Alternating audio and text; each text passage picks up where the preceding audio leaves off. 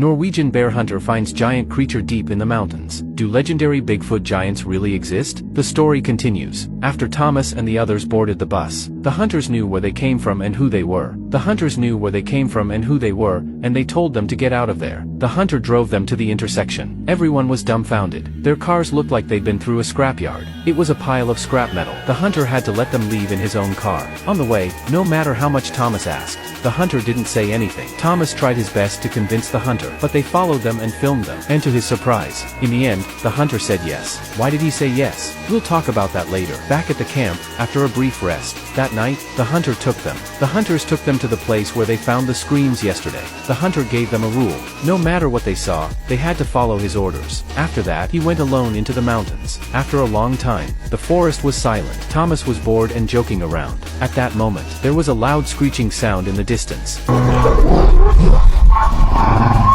And the trees in the distance, like grass. And the trees began to sway like grass. And then the hunter came out. He told them to follow him and stop shooting. Before Thomas could react, the huge forest was opened by a giant with 3 heads. Thomas's mind went blank. He froze. His muscles were tense. He didn't move a muscle, because the creature in front of him completely overturned his knowledge of nature. There were countless hypotheses in his mind. But the monster in front of them, but it was really standing in front of them. The 3 men gasped and froze for a long time. The hunter's yell woke them up. The 3 of them panicked and ran for their lives. In the panic, they got separated. The hunter returned and lured the huge monster to the front of the car. He used UVB rays to instantly petrify the monster. It was like a science fiction movie. Thomas and his friends were excited and scared at the same time, because their discovery was devastating. Who is this hunter uncle? Is Thomas really the chosen one?